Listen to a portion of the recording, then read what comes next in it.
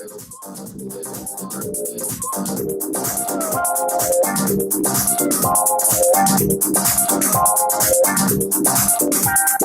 everybody, welcome to Man Parrish Studio. We have a great friend of mine, Tony Zanetta. I've known Tony. Hi, how are you? I've known Tony for 45 years since this. He says 1975. I'm scared, but probably I must have been 15 years old when I ran away from home with a mutual friend, Cherry Vanilla. You were 15 years old. You were definitely 15 years old. But I was 10 or 12 or something like that, I think. You were what? 10 or 12. Yeah, all right, yeah, okay, great, yeah, all right, yeah, Anyway, so I've known Tony for a really long time. Tony has a couple of, I call him a downtown New York legend. There are certain people that have been really very integral with the New York City scene in the 70s, and Tony was definitely one of them. Friends like Cherry Vanilla and other people, we were all kind of just in the right place at the right time, and we all kind of hung out together. So Tony's here. He worked with he worked in Andy Warhol's Pork play, which was in London and New York, which we'll talk about in a second. And he was also the road manager for David Bowie for Ziggy Stardust, which is, I was a road manager with Village People. I was tortured, so I'd love to talk to him about that. Well, hey, Tony, welcome. And yeah, thank you for being here and doing this. So you were in Pork in London and in New York, and at that point, was it a scandalous play? Because, well, first of all, can you explain the process that it was broken up into? It was recordings that Well, anything, Andy was the epicenter of New York City in Andy Warhol. Yeah. Late 60s, early 70s. Anything having to do with Warhol was pretty, I don't know if the word is sensational, but it was very exciting. It was certainly exciting. And this was the only play he ever did. And in some ways, the play was a little bit, when he first did the Silk Screens, like, say, the Campbell Soup cans, the Campbell Soup cans were basically paintings of illustrations, but because they were put on the wall in a gallery, it was art. Interesting. So that is, well, the beginning of pop art. It's pop art. It was pop art, but it was also very conceptual art. In some ways, it was the beginning of conceptual art. It was the idea of art more than art. Yeah, no, I understand. Yeah, it's the art of art. Yeah.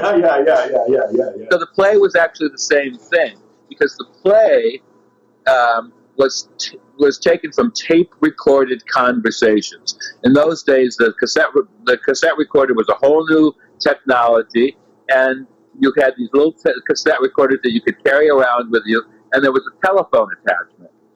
People began to tape little all suction cup, right? It was a suction cup you put on the back. A suction cup you put on the back of the earpiece. I remember those. Yeah, exactly. Yeah. So it was brand new, and everybody got them. And I wonder if that's what led to Cherry Vanilla taping her phone sex conversations, which led to a telephone, which led to a CD that Cherry and I did, because she taped all these phone sex conversations on the phone. Exactly. She was doing, she was a call girl in the sense of call on the telephone. She would do phone sex at one point, and we taped it and turned it into a record. Anyway, go ahead. Just wanted to throw that in there. Oh, now I've totally lost my train of thought. Let's see. What was I? All right. So they taped it, and he did the conversations and transcribed them, but there were hundreds of hours of them. They were all given to a downtown director named Tony Ingracia, whose work Andy liked. Tony took the transcriptions and kind of cut and pasted them together, and then we put them on stage, and it was suddenly a play.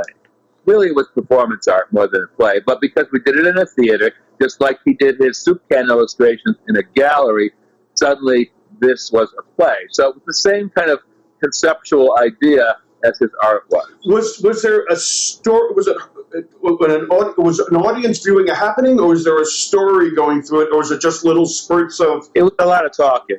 There was no narrative. Right. Kind of, a little bit, but it wasn't really a narrative. It was just a lot of talking. Most of the tapes were Bridget Koch, who was a Warhol superstar. She was in Chelsea Girls. She was also an heiress. Her father worked for the Hearst Corporation. She was a very wealthy girl from Park Avenue. Who else was in it? They wouldn't put her name in the magazines because her father, if there was a Hearst magazine. Anyway. Who else was in it? A lot. There's an excellent documentary about her called Pie in the Sky. It's really good. So a lot of it was her talking, and she was a speech freak, and boy, could she talk. And that's the character that Cherry played in London. Cherry Vanilla. Had pages and pages and pages of dialogue to memorize, which wasn't so easy. Yeah. Who else was in the place? Wayne County. Wow. This is pre-Jane County. This was Wayne County. When he was a man in drag. Let's see. And Harvey Firestein made his debut in the New York production at La Mama. Wow. Maid, yes. Was Holly Woodlawn in it? No. The only real superstar that was in it was Jerry Miller. Jerry was a topless go-go dancer. She was in Flesh, Warhol's Flesh, and Trash. She was in both of those movies. And Candy Darling wasn't around then? Oh, yeah, she was around, but she wasn't in the play. Oh. Candy Darling and Tony and Gracia grew up together on Long Island. Wow. Jimmy Slattery and Tony and Gracia. And with a friend of mine named Tom Carberry, who was my college roommate, which is how I met Candy Darling. It's so incestuous. It's crazy. I met them in 1966 when I moved to New York. Well, I tell people New York was such a small town, really, and there were very few places to go and hang out. So if you were kind of like, not going to a jazz club or something, you went to common places like Max's Kansas City, where people hung out, and you got to meet all these kind of famous people. But they weren't really a very small community. Yeah, it was a very small community, and I was a kid from Brooklyn, and I used to take the train in because there was nothing going on in Brooklyn, and hang out at these places because there was nowhere else to go.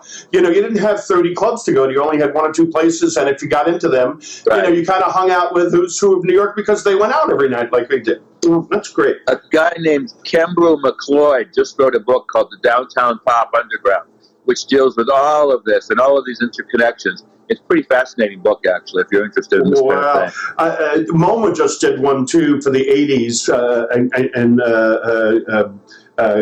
Club 57. The Club 57. Well, it's Club 57 because that became a cafe society for Keith Haring and Kenny Sharp. I was there. Right. A lot of Mark Shaman. A lot of people were there because it was the 80s version of what we went through in the 70s. And I was a 15-year-old in the middle of all this stuff going on, which is pretty amazing. Pork went to London.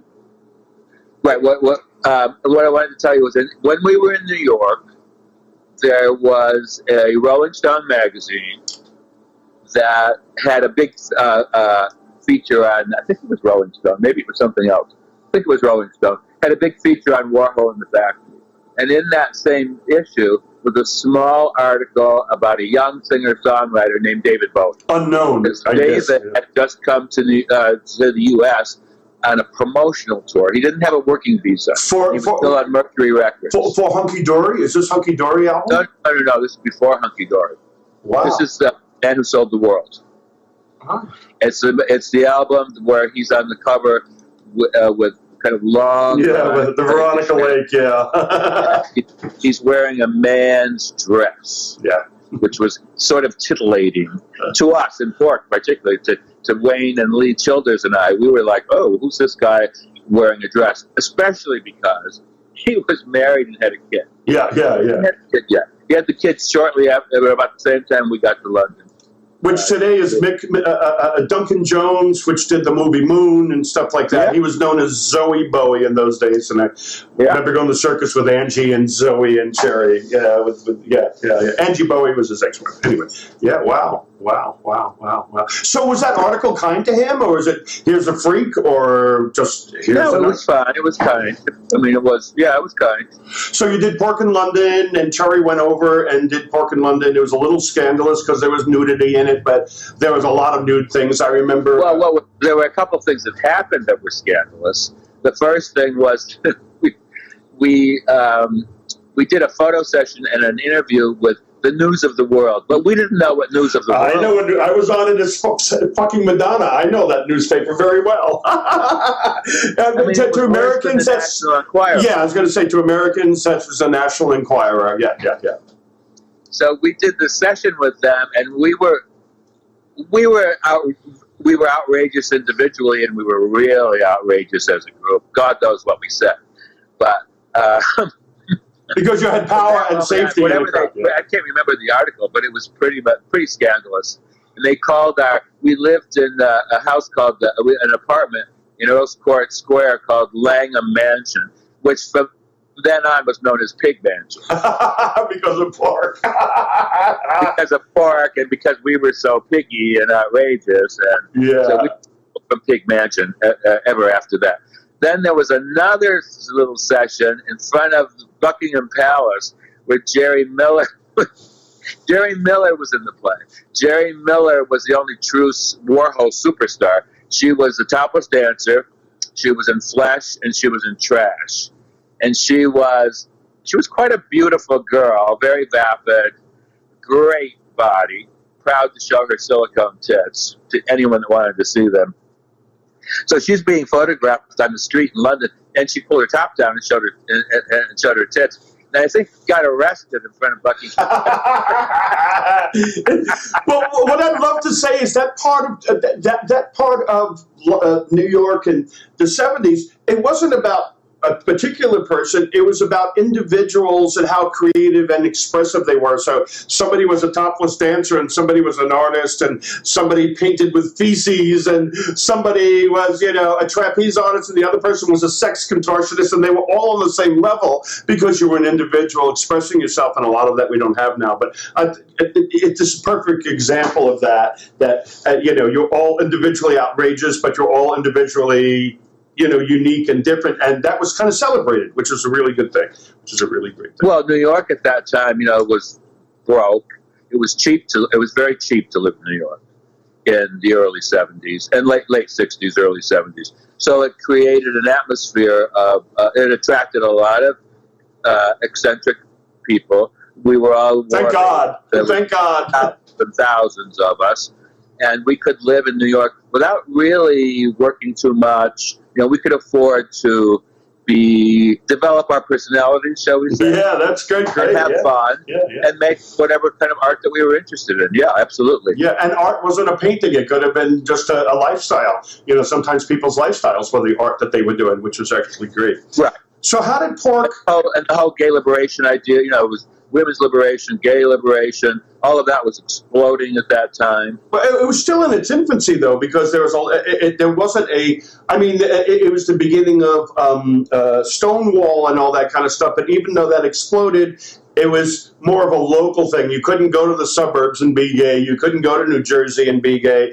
It was okay within certain confines and certain neighborhoods to be gay. I remember, and that took quite a while, although we were part of that movement, which is kind of great. Not only for gays. Well, it wasn't mainstream, no. Right, like it is now. Kids are so lucky that they don't have to deal with that. So you did pork, and then what happened after pork? Did you do other plays? Did you direct stuff? Or did you go, did the Bowie thing happen? Well, while I was in London, I met David and Angie. David was a big fan of Warhol's. And also, I don't know if you're aware of Dana Gillespie. She was an English singer. She's still around. I was an artist, I know. They were good friends. And Dan actually auditioned for an understudy role in Pork. And we always thought that she stole a script. I don't know if she stole the script or not. And gave it to him. And that's how he wrote the song. Andy Warhol looks, interesting. But at any rate, he was very interested in Warhol. He wanted to come to the play. And Cherry and Lee and Jane, a.k.a. Wayne. Jane was still Wayne then. Jane County, yeah, Wayne County. David was doing a little gig at a place called the Country Club. And it was actually just a folk gig. He's just sitting there with a guitar playing and singing. And they went and met him, and he introduced them, and Cherry popped a tit, which was her signature movement. Because that was a Bridget Hope. Yeah. But they were actually, and Cherry kind of denies it now, but they were very disappointed because he was not exciting at all. He was like a boring little folk singer. Well, was he introverted? I mean, was he? I mean, people, think David was a very quiet guy. He was not an exhibitionist. He was not flamboyant in any way. Yeah, same thing with Klaus Nomi and other people that I've met. You'd expect them to be all over the place. Divine is a perfect example. You expect them to be all over the place, but they're very, very quiet, very introverted, unless they get behind these stage personalities and on stage, and then they can do these things, and you come off, and they're completely different. Wow. So David was very quiet, very intense. In my opinion of David is he was a true artist. Like a thinker. All he was interested in was his art. But his art involved many times he would incorporate you into his art, or he would kind of, he would want to get into your head. Yeah. He was very, very seductive, and he would, he was very good one-on-one with people. He had a lot of charm, but basically, everything was fodder for his art. No, I mean, a lot of people think that he stole people's ideas, but I don't think he's like Klaus with on Saturday Night Live. I don't think he stole them. He kind of incorporated them and spit them back out again. You know what I mean? So, I mean, some of it's thievery and some of it, isn't. I don't think he was not talented and need other people's art. I think he was just taking it and digesting it and spitting it out for his vision and stuff like that, which is and he did it better. Yeah, he actually did. He pushed it up. He talked about. Yeah, we've talked about pork being done in a kind of a cut and paste method, which he would talk about. That's the way he did his songs, in a cut and paste method. But in other ways, he did everything in a cut and paste method because he kind of took ideas from the culture and cut and pasted them together. I want to explain something that so-and-so did or something that someone else did, but when he cut and pasted them together, they became something totally different. I want to explain to people what cut and paste is. Some people, they would take lyrics and they would cut them into lines, and then they would rearrange the lines again, and that would become the piece of art that you've done. So you'd write a poem, you'd write down ideas, you'd shuffle them around, and that shuffle became the piece of art. If people don't know what cut and paste is, so I'm going to. And also, David had worked with Lindsay Kemp. Lindsay Kemp's mime. Lindsay Kemp was a mime artist. Famous, yeah. And Lindsay, to call him a mime artist isn't exactly accurate, because I think that David got a lot of this attitude of how to create art from Lindsay. Because what Lindsay would espouse is Lindsay also took rock and roll, he took opera, he took ballet, he took mime, he took drag, he took circus and clown, and put it all together to make his own form. And he talked about shopping at the best stores, and stealing a bit from here, a bit from there, and creating your own thing. So that was kind of a new way of working. It wasn't so purist. It was and in many ways, in New York City, the same thing was happening with the Playhouse of the Ridiculous and all of the theater of the ridiculous. John Vaccaro, who I worked with in the Playhouse of the Ridiculous, I spent a lot of time in Japan when he was younger. A lot of his work was based on kabuki theater, no theater, but there was drag involved. There was maybe commedia dell'arte. There were all kinds of things that were coming together to create something new. Did Bowie tap into reflect that? Yeah, I was going to say, did Bowie probably tapped into all that? But it's the kabuki Absolutely. And all that. Yeah. So Bowie was always, the main difference between him and a lot of other rock and rollers is, well, several, but he was much more cerebral. He studied things. He learned. He wasn't really the best musician or singer. No, that I know. Any of those things. He was a smart guy. He wanted to make theater using rock and roll, and he figured out how to do it. Well, it's about theater. Other people were their impulse. They were becoming more. They were musicians. That's different. He wasn't really a musician first. Yes, I'm not a musician. I studied at at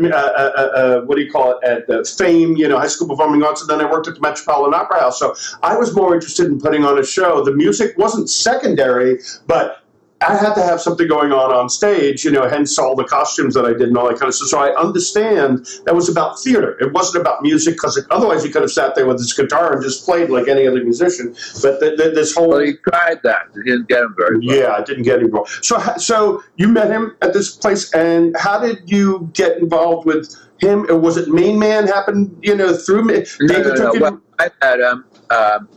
He and his wife came to the show with his manager Tony DeFries and with Dan Gillespie and with Mick Ronson, and then some of us went out later to the Sombrero, which was a gay club in London, and I hit it off first with Angie. Angie and I kind of really connected, and anyway, Angie invited me to come to their house the next day, which I did. But the interesting thing is they didn't live in London; they lived in a suburb.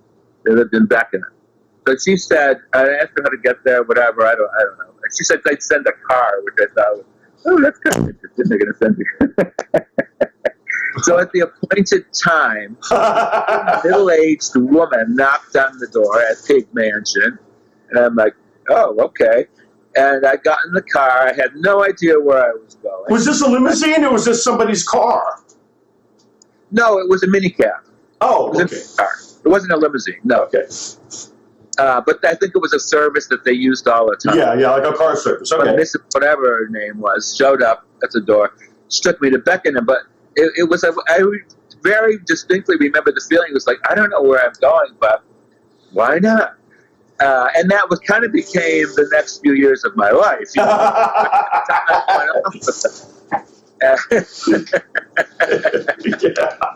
Now, Amen didn't happen for another year or so. Right, okay. What did happen is, so we got along really, really well. And again, what I viewed as an instant friendship was actually David sort of,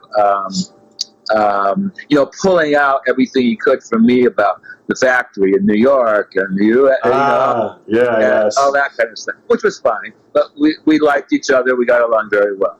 Now, the next week or two, it was only a couple of weeks. Well, this was towards the end of the run of Pork. So shortly afterwards, I went. I think I invited them to the closing night, and they came. That was interesting because we used to go to the Hard Rock Cafe. The Hard Rock Cafe in London had just opened, which is not the chain that it is now, right? Okay. So it wasn't at all like what it is now. Right. It was very trendy. It was almost like a private club, and you had to be kind of handpicked to get in. But we would go there almost every night after the play and carry on and dance on tables and da-da-da-da-da. So I invited them to come with me to the Hard Rock Cafe. He was not comfortable because he really wasn't comfortable unless he was the center of attention. And he was like when David wasn't comfortable, he almost would disappear. He had an ability to kind of turn his charisma on and off, almost like a light switch. If he wanted to be noticed, that switch would go on. And it literally was like a light on him. But otherwise, his introverted self would totally take over, and you wouldn't even know that he was there. Wow. Anyway, they came to New York a couple weeks later to sign with RCA. And they did, and I was with them. And that was the famous trip because I took him to the factory to meet Andy. We met Iggy Pop. He must have been in heaven. He must have been in heaven. Well, it was awkward, but it was good. Really? Was it really? Really? Well, David was not an exhibitionist at all. And Andy, you had to kind of entertain. That wasn't David's personality. They were both kind of introspective. So it was like they finally found common ground in his shoes. He was wearing yellow Mary Janes, and Andy otherwise, it was a little bit awkward, and Andy did not like the song, which he played for him. Interesting. But David also met Lou Reed, and he met Iggy Pop, all in that 1 week. So he met Warhol, Iggy, Lou. So that was the beginning the beginning. For sure. Was he touring as a rock band with Mick Ronson then, like in England? No. So this is pre-Ziggy Stardust? Tony DeFries, when they started working together, I mean, no matter what, Tony DeFries was David's manager. And his reputation is this, that, and the other thing, but in my opinion, he was a brilliant man. He was a brilliant manager, particularly at that moment. And he unraveled he stopped David from working for a couple of years. During that time, he unraveled all of the mess of the messy business. Yeah, he was amazing. He was my manager too, and managed to get a crazy amount of money out of Elektra for a single. Instead of 10,000, I got 125,000 out of Elektra for a single. I never saw the money, but that's a whole other story. You know what I mean? But Tony was brilliant when it came to his business management stuff. Yes, absolutely. And the deals he made for David were pretty brilliant.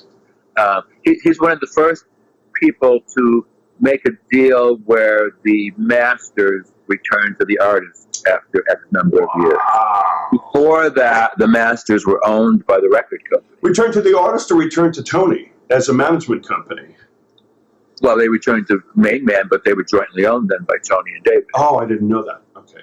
Interesting. Yeah.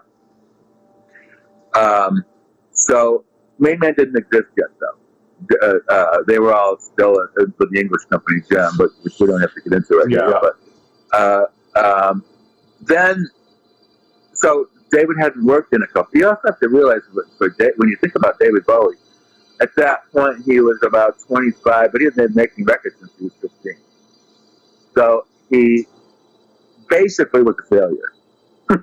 Right. He had tried all sorts of things that did not work. And he was very ambitious. He wanted fame. He wanted to be a pop star. So this was like kind of, the last go around. Yeah.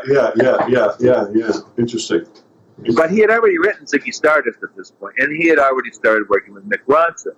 See, everything really changed for David when he and Mick Ronson came together. They knew each other in England, but came to America together, or David came to America, put the band together, and then called Mick Ronson over? No. David didn't put a band together in America. All he did was sign the recording deal in America. Without a band. Wow. The RCA Global. He was not signed to RCA UK. Most artists would have been signed to RCA UK.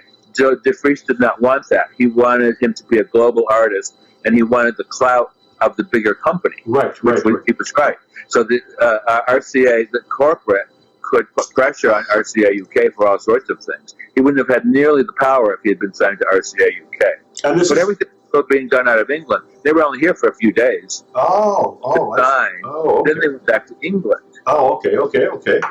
So but he had been working with Mick for probably a year at that point.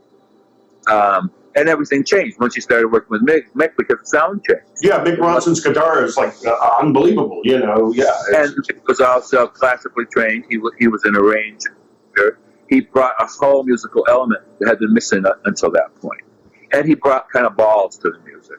Yeah, because the music could be David left to his own devices could be a little bit too ethereal. Yeah. No. Yeah, no. Well, look at the Low album. You know what I mean? I mean, I get, which is brilliant, but you know, I understand. Yeah, that part I understand. Yeah. So they began to work on preparing for stage shows to promote Ziggy. They began to do photo sessions.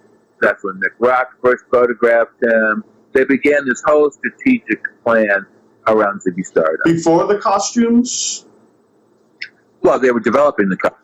You know, my stuff was Kansai Yamamoto too, which, you know, was also David's. If you're a Bowie fan or if you know David Bowie, I also knew Pierre LaRoche. That was a whole other story. He wanted to marry me and take me to Paris with me, you know.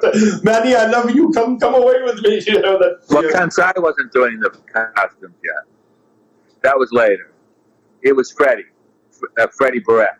Oh. Freddie Barrett was a gay boy from the Sombrero.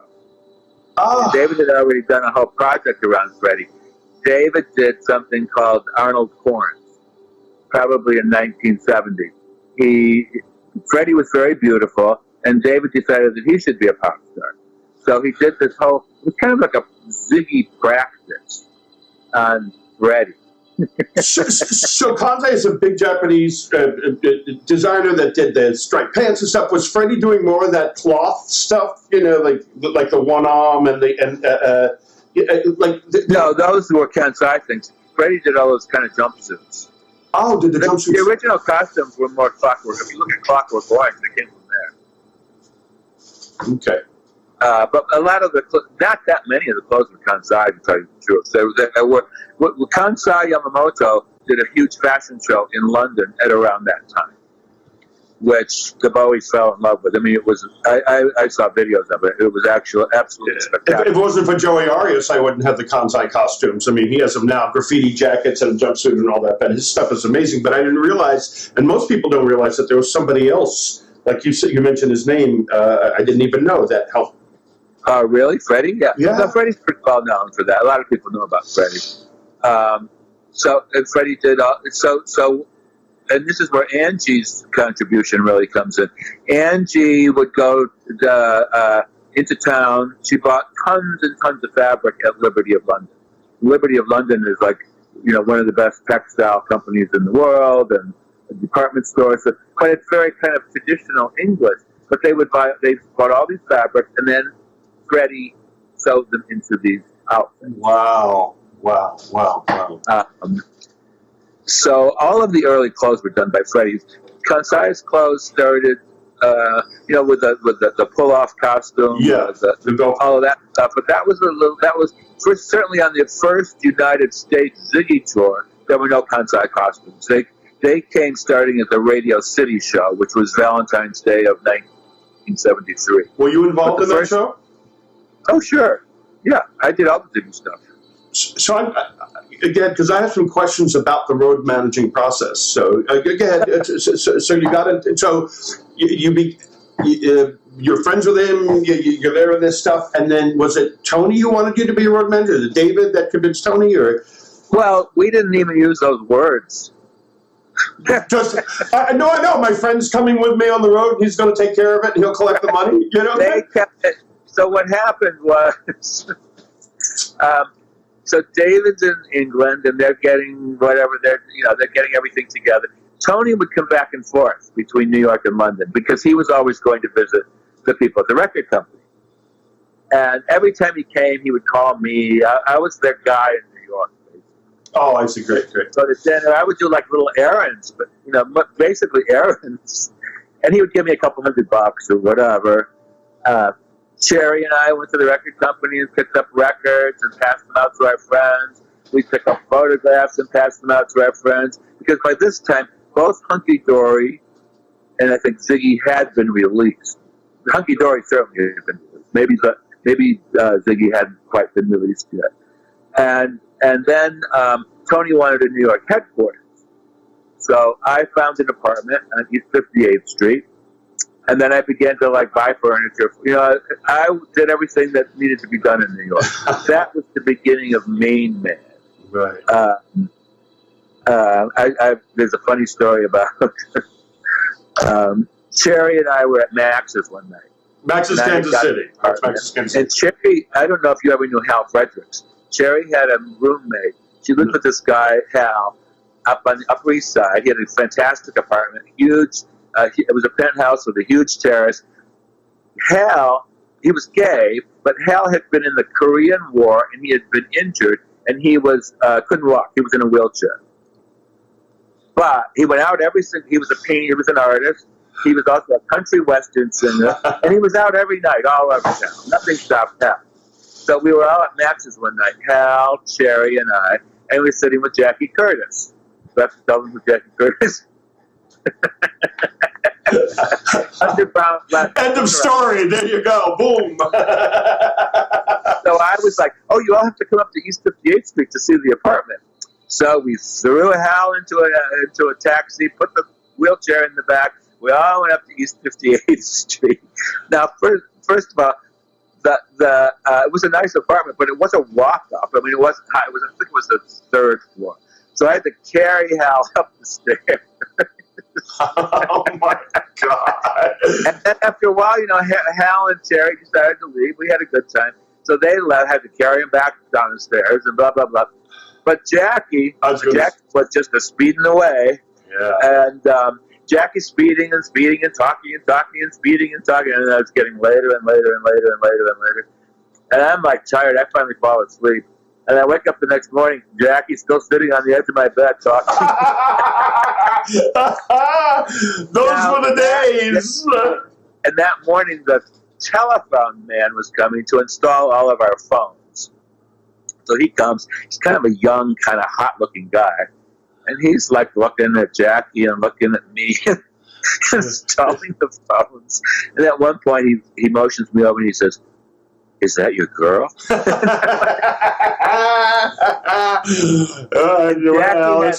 That's a long story. Jackie would always say, "I don't want them to ask who Jackie Curtis is. I want them to say, what's Jackie Curtis?" So finally, at like 2 o'clock in the afternoon, in the blazing white sun, when Jackie leaves the apartment onto East 58th Street, which was, all interior decorators. It was across the street from the D&D building. She walks outside with her schmata and her hair going every which way, and 10 pounds of makeup and shopping and stubble coming through the makeup, I'm sure, yeah. And this decorator comes up to me after Jackie walks down the street and says, "What was that?" Because that wasn't common in those days. Yeah. Jackie was in that month's Vogue with Holly and Candy. And it was the whole thing was people are talking about Warhol's women who are men. And I pulled out this and I said, "This is Jackie." Then Tony came.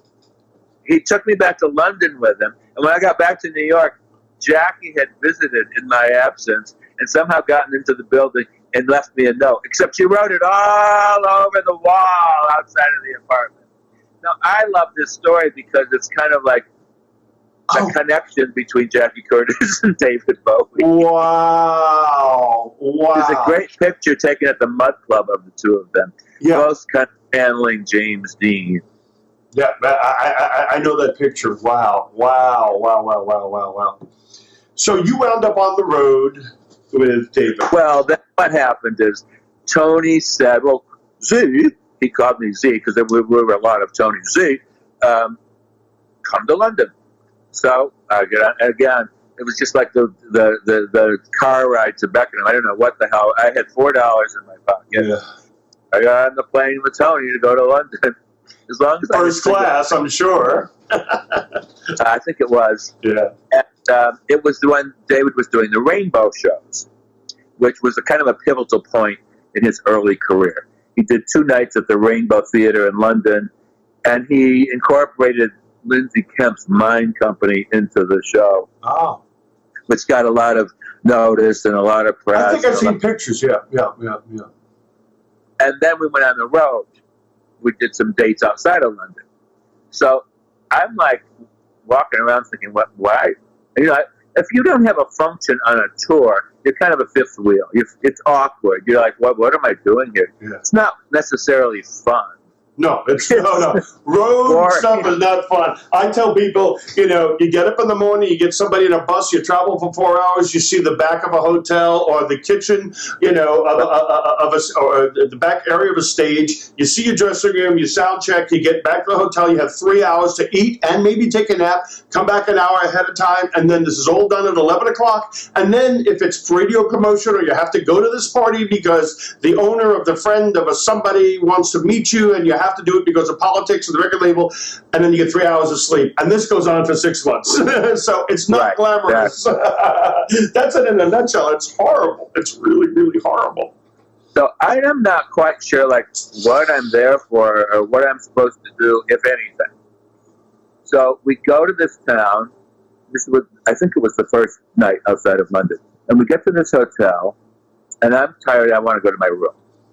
But we're just sitting in the lobby. It's like everybody's just sitting there. Nobody's getting keys or doing it. There was no organization. Nobody was in charge of anything. So finally I thought, well, I'm just going to go get the keys because I wanted to get to my room. Bango, you're the road manager. There you go. Well, that's it. That's how it happened. Suddenly I got all the keys. I give them out to everybody. Then I make a list. Who's in what room? Blah. And I kind of became the road manager in a very natural, organic way. Then I'll just skip ahead. When we did the first American tour, we went by bus for the first week, not for very long. So we went by bus from New York to Cleveland. And I said, and then at this point, now they're calling me a road manager. So Tony says, "Well, Z, you'll be the road manager." And I looked at Tony and I said, "Tony, what does a road manager do?" He said, "Oh, Z, just make sure they talk Cleveland. I could hear him saying that. He was my manager too. I could hear him saying that.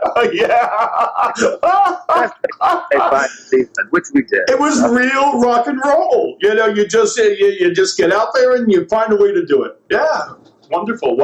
When they went from Cleveland, was it just a bus or was it heavy equipment? Were there steamer trunks full of clothes? What kind of a? No, that was you as a road manager. The equipment went on 2 trucks. We had C Factor did our lights, and we had a little company out of Pennsylvania called Clare Brothers that did the sound, which are major now. I mean, Clare Brothers does Rolling Stones and major concerts, but yeah. A little company then. Wow. And C Factor became very major, and this was the first C Factor. Bob C was just some kid from NYU who worked at the Far East. Wow. And he lived upstairs from the Fillmore East. Wow. He's fantastic. Wow. And he built a dynasty. They both of those. Yeah. So we had C Factor and we had the Clare Brothers, and then we were on the bus. The costume, Susie Fassay Ronson, she later married Nick Ronson, went down to 14th Street and bought some steamer trunk for like $25. And all the costumes were in that steamer trunk. And Susie took care of all the clothes. So you had a costume person, there was you, and then the band and David and wife? Susie was the hairdresser. She had done Ziggy cut. So she did everybody's hair on the road, and she took care of the costumes, yeah. Now we had people. David had 2 friends, George Underwood and his wife Birgit. Was Angie traveling with you guys? I'm sorry? Did Angie travel with you? She'd come and go. Right. So how many people were you managing? Well, there were let's see, 3, Rano, Woody, and Trevor, and David. That's 4. There were about 30 of us. There were I just blanked out. Bodyguards. No, that was for show, right? I mean, that was for show because there was nobody threatening David, right? It was just the rock star thing, right? Well, how it was. But there were 3 of them. And then there was Mike Garson, the piano player. He joined us. So that was actually 5 musicians. George and Birgit. There were a lot of us. All on one bus? Yeah. Oh, my God. But we only did the bus for a week. I was out of my mind after the first day. No, I can imagine. The English guys, also you think Ziggy Stardust, and you think glam, and you think of a certain kind of people. Well, really look at it. The boys were all from Northern Ireland. They were provincial as they could be. They had never been anywhere. These bodyguards were all kind of East End thugs. They were like, they would start drinking at 8 o'clock in the morning, and it was like rock. It was anything but fun. And I'm trying to it's like wrestling cats to get them on and off the bus and da-da-da.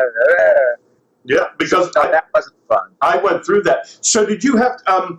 We had a mutual friend, Steve Pickett, and I brought him along, Village People, and he used to wash their underwear every night, and sometimes in the sink, because we were in a small town, there was no laundromat, and we had a show the next day, and he'd literally wash out their dance straps and their underwear and hang it up in his room, and I'd go to his room, and there'd be clothes everywhere because they sweat when they dance, and they had to have fresh costumes the next day, and there weren't duplicates. You know what I mean? And those are some of the challenges of being on the road. And I was the last person to sleep and the first person to wake up. I had to give wake-up calls to everybody an hour before. Yes, wake-up calls. Yeah.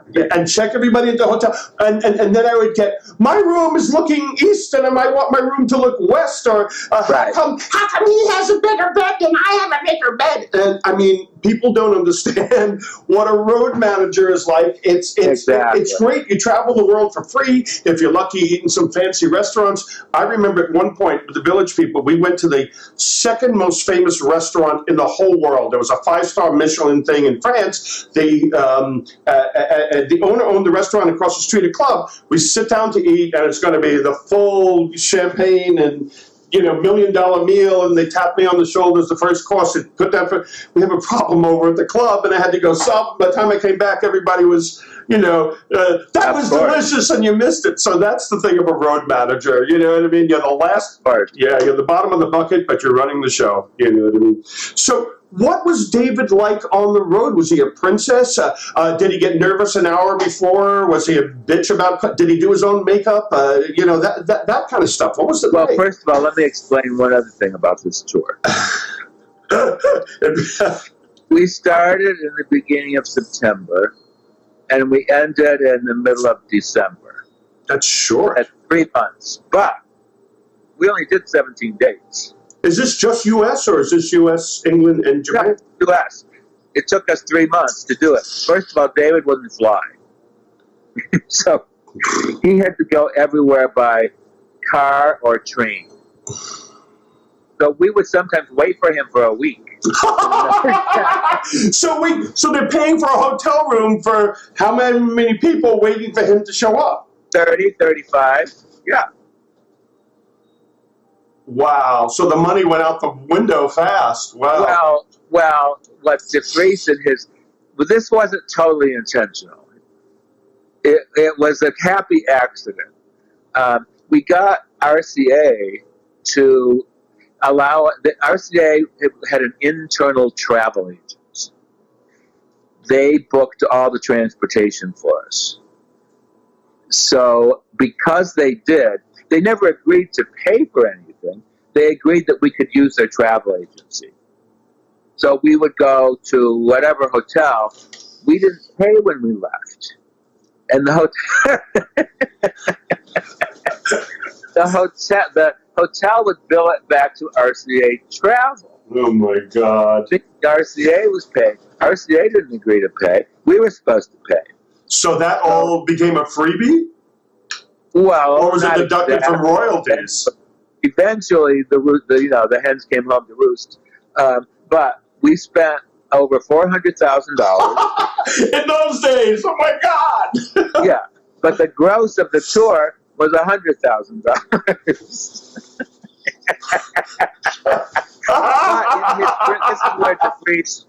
This is where DeFries was totally brilliant. Instead of looking at this as a negative, because now David or Main Man or whoever is in the hole, the RCA, for all this money, DeFries took it as a positive and went back to RCA and persuaded them that they should be in the touring business. So was this, wait a minute, this is a major thing because record companies didn't do tour support. So this was the beginning of record companies doing tour support? Kind of, yeah. Wow. Wow, that's a major thing TV for artists. Radio advertising, they didn't do that either. They didn't do, it was unheard of to do TV advertising. He persuaded them to do that. Wow, wow, that's a major milestone in music because he's responsible for a lot of major milestones. The whole deal was a major milestone because he had this not at that point. The next year he had a 90-10 deal with the expenses coming out of the 10.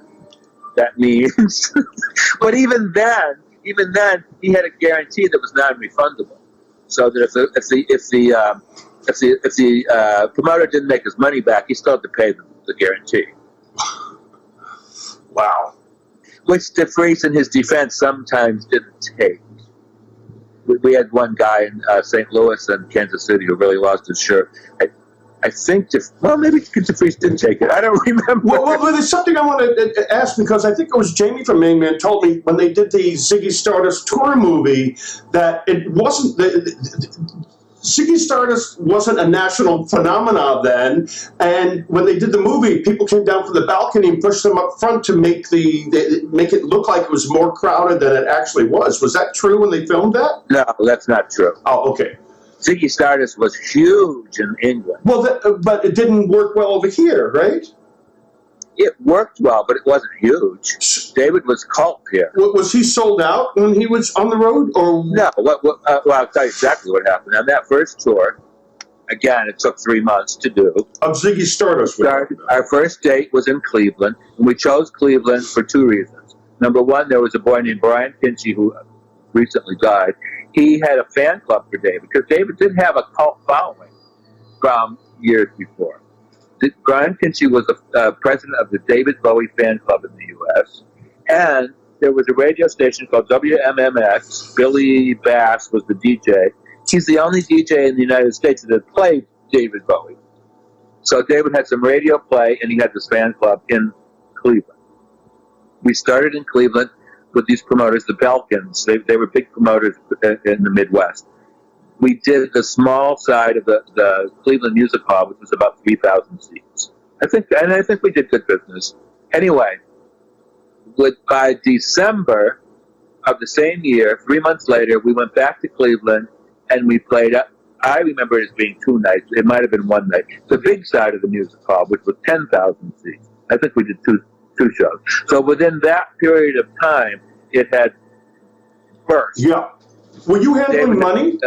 And a lot of it was because it wasn't record sales and it wasn't radio play. It was press. He got phenomenal press. During that time, he was on the cover of Rolling Stone. We had a journalist on the road with us for like a week or so. And the press was amazing. So the word of mouth was really, really big. But the record sales were not. I remember teen magazines, Tiger Beat, those sort of things. I always had them on the cover.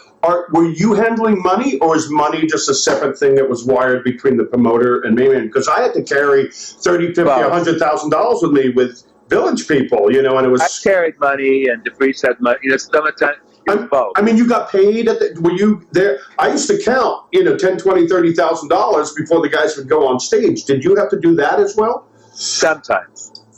Yeah. And did you have regional promoters? Did you have a different promoter in each city? So we had almost a different promoter in every city. There were no regional promoters then. Oh my God! So that means came later. That came within a few years. But we had our promoter in Memphis was an 18-year-old kid. Yeah, that's what I'm saying. I mean, you probably went from people who handled big name acts like Nina Simone to suddenly somebody who wanted oh my God, wow. So you really. As a road manager, you had to be self-sufficient and act in crisis. So one of my favorite things that happened as a road manager. Oh, there we go. I love this, yeah. We were in Florida, in Miami. And we were actually in Hollandale. I don't know if you know Hollandale. Yeah, I lived in Aventura right near it, yeah. All right, well... there's a good peep show with the glory hole in Hollandale. Oh yeah. Oh yeah.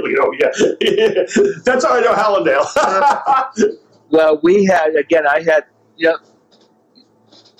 nobody got paid. You got to realize also. Yeah. Nobody got salaries. They were supposed to get a monthly stipend in their bank accounts in England or wherever, but I don't even know if that was happening. And we didn't have per diems.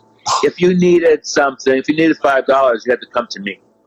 And I would write a petty cash slip and give you $5 to get a hamburger. Or if you needed a pair of shoes, all that kind of stuff. Then, sorry, my phone's just got screwed up for a second. But okay, so we get to Miami, and we are out of money. Oh, my God. We have no money at all. So Tony is supposed to wire me some money from New York.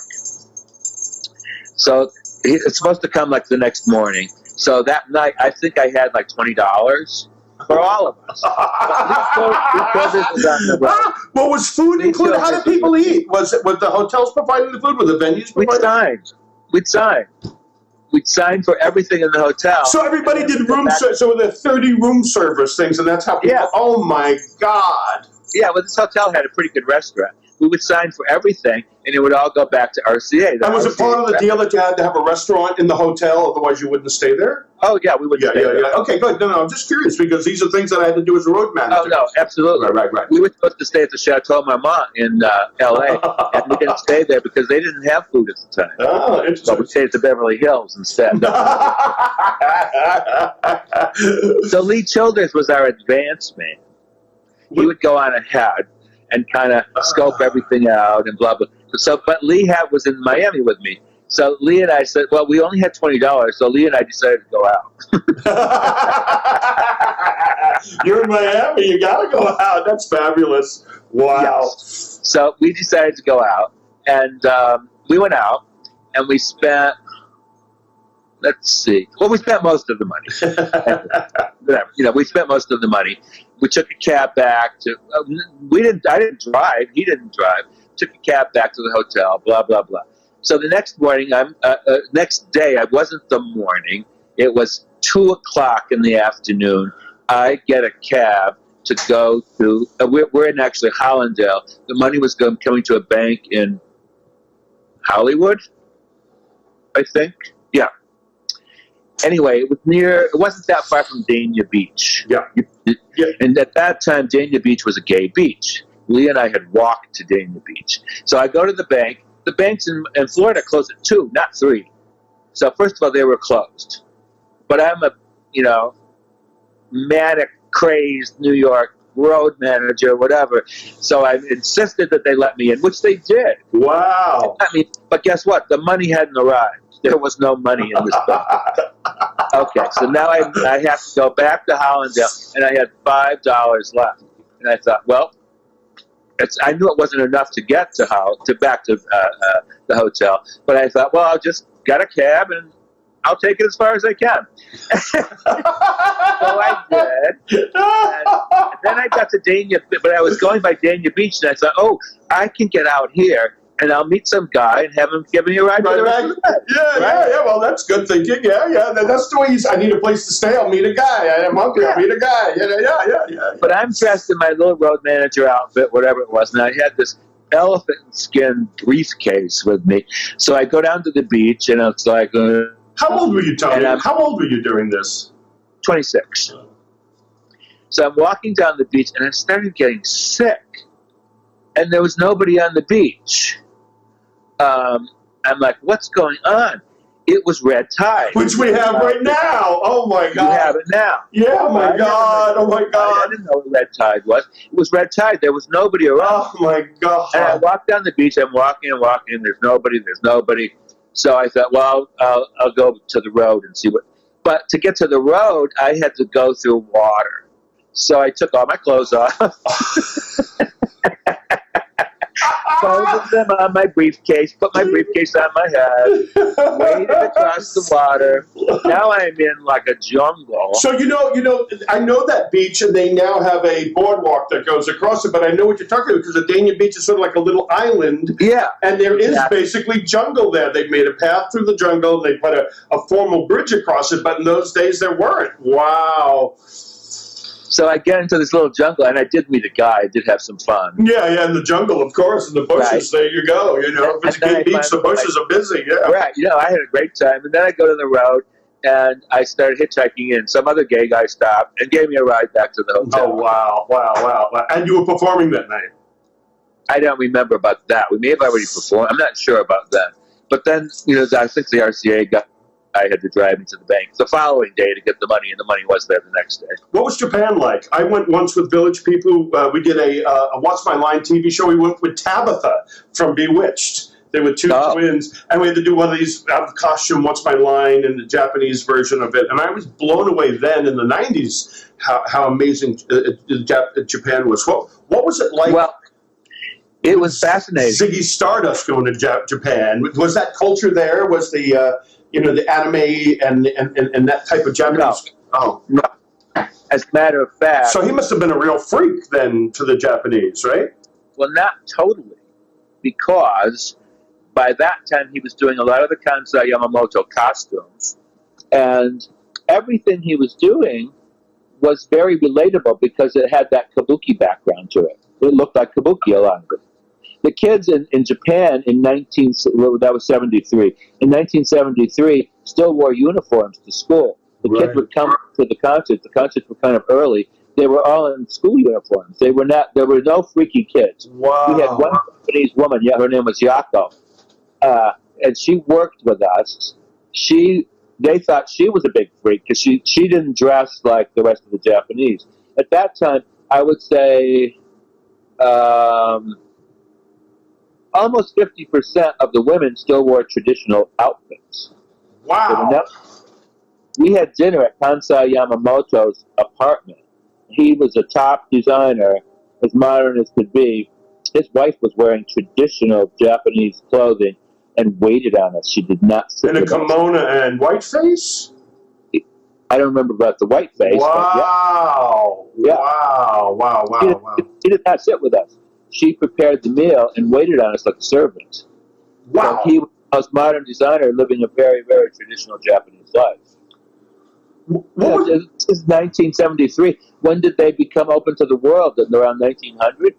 Yeah, something like that. Yeah. It wasn't that long before. Yeah. The concerts were all sensational. The problem, it was more a problem for me as the road manager because the Japanese, it's not, you never disagree.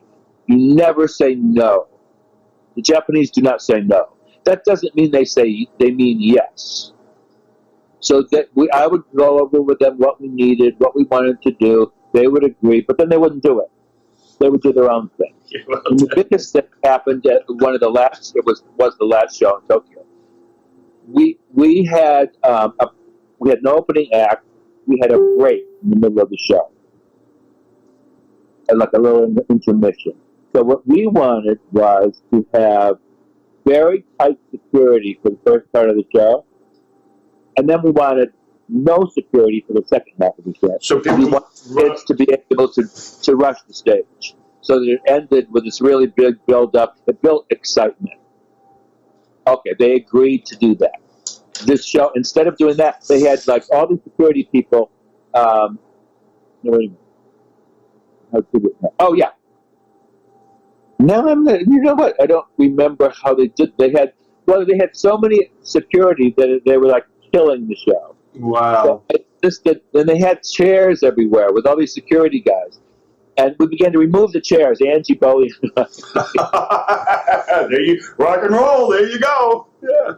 Anyway, the kids rushed the stage, and they're bouncing up and down in the orchestra pit. And in Japan, they had these they were like elevators. They went up and down the orchestra pits. Yes. Oh my God. Down, and it didn't collapse, but they bent it. It almost collapsed. Wow. They did thousands and thousands of dollars worth of damage. Oh wow. But it was all because of the mishandling of the security. But it wasn't it wasn't pretty. Let me tell you. What was David like before going on? Did he do his own makeup? Did somebody do it for him? Was he a nervous guy? Was he quiet? Did he have a routine? Don't bother me, or I need everybody here as a security blanket. What was he like the hour before he went on stage or whatever? He usually did his own. Sometimes I did it. If it was a really big special gig, we would have a makeup artist, but that was more. You did a lot of his makeup? Sometimes I did, yeah. Wow. That was really good makeup. I could do his makeup. Wow. I carried a lot of my theater habits with me. We didn't allow anybody backstage, before or after, because it wasn't a party, it was work. Was he nervous? Was he quiet? Was he neurotic? I mean, what was he like before he went on? No, he wasn't neurotic. I wouldn't call him neurotic at all. He was focused. He could be nervous once in a while. Not that, it's like, took me years to realize, like, on that first trip to Cleveland, for example. We didn't go all the way to Cleveland on the bus. We stopped in Erie for the night. It took me years in hindsight to think, because he was kind of like weird and eerie. It's a long story involving Angie, which I'm not going to get into right now, but he's like wandering around looking for her, and it took me years to realize, well, he was nervous. It was his first show in the United States. There was a lot riding on that show, but he was quiet. You wouldn't really see that nervousness. And he didn't have a routine like turning towards the east and baying at the moon, or no weird routine. No, we would do a sound check mostly every afternoon at 4. Oh. Sometimes we didn't feel like doing it. Bronson would do it. But that was part of the process, I think. You fall into a routine, so there becomes a routine of being on the road. The routine was the sound check, go back to the hotel, have something to eat, and then go back and do the show. Yeah, we used to take naps. At that time, during Ziggy, there were absolutely no drugs on the road. Nothing. There was drinking, but not really a lot. So Billy told me that there was a movie or something they were filming backstage, and David was shoving coke up his nose or something and slammed the door, and it was caught on film or something like that. Who told you that? Billy, my lab. Oh. Well, if that happened, well, was he doing a lot of, was coke a big thing? I mean, were there a lot of drugs? Was it drinking? Ziggy, not during Ziggy. Not until the next year. I see. Right. Right. And that's a whole other interview and a whole other story. Well, that's Diamond Dogs. It happened overnight, kind of. So in LA, they did. Yeah, he went to LA. Yeah. Documentary, the BBC did it, and David was heavily involved with coke at that time. Yeah, I remember. I telling my stories. Trudy Heller's David was recording at Young Americans at Electric Lady. Came around the block to visit Cherry. We all walked back, and I got to meet Luther Vandross, who did the backgrounds, and they were smoking and drinking and doing tons of coke. I got to hear Young Americans on the 24 track before it was mixed, which is brilliant. But I was more interested in a synthesizer, even though Bowie was my idol and stuff. But there were a lot of drugs. But that's a whole other thing. So what are you doing? I mean, are you directing? I know you like to direct. I mean, what are you doing these days? I know you have a house in the country you like to go to and reflect on your David Bowie years. Why haven't you written a book? I did. Oh, okay. Shows you how much. Maybe I should do my research. How about that? Is it a Bowie book?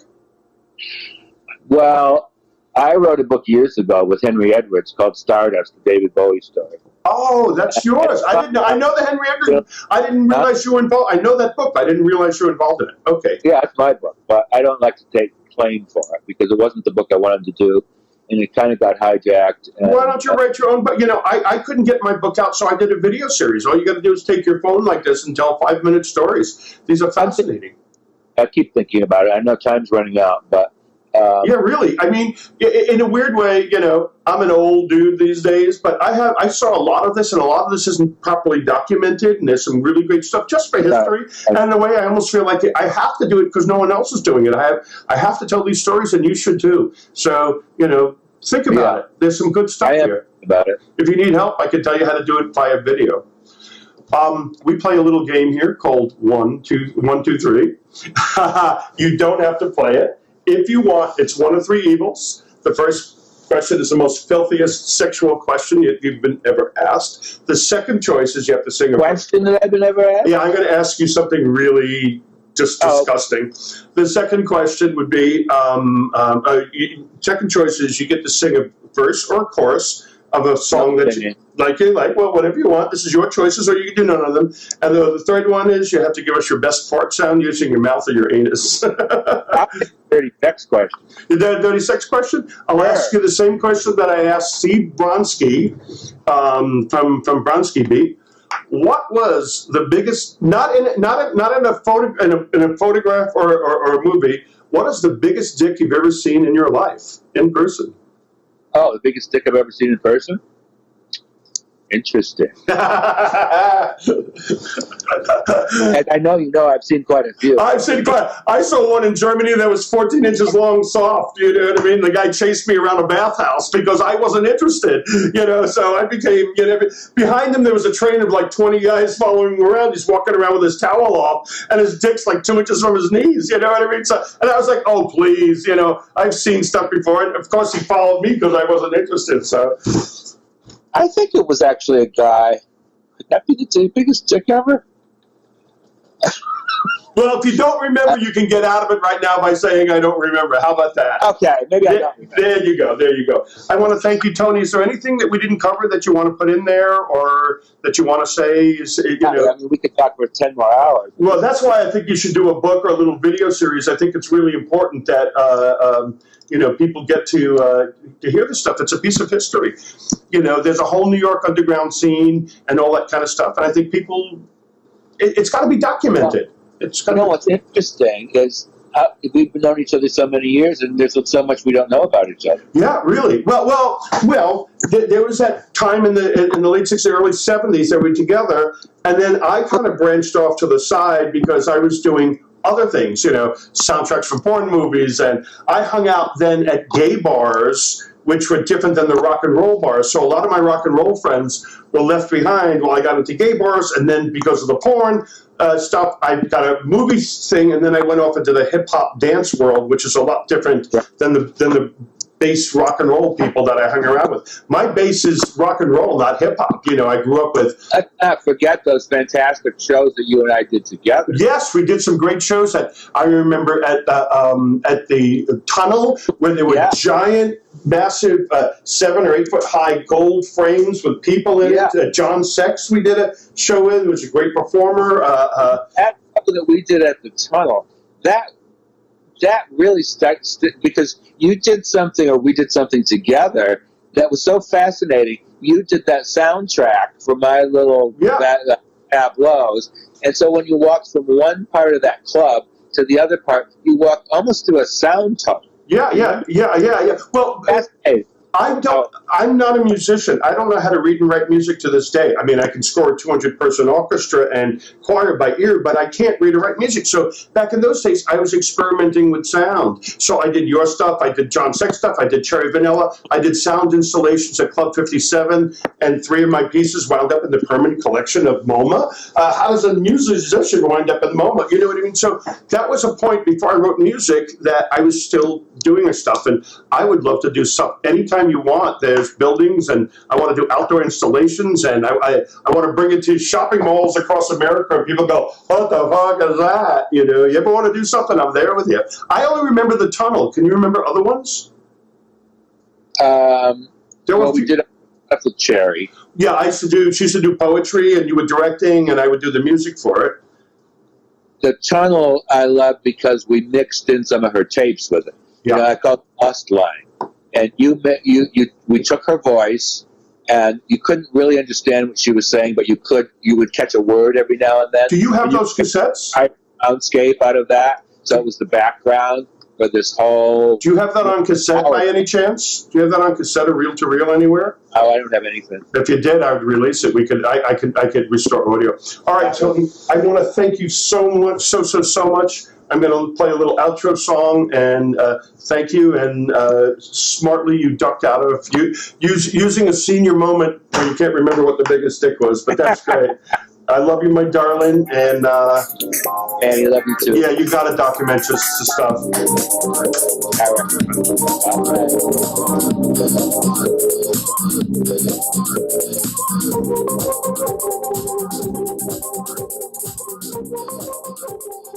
right.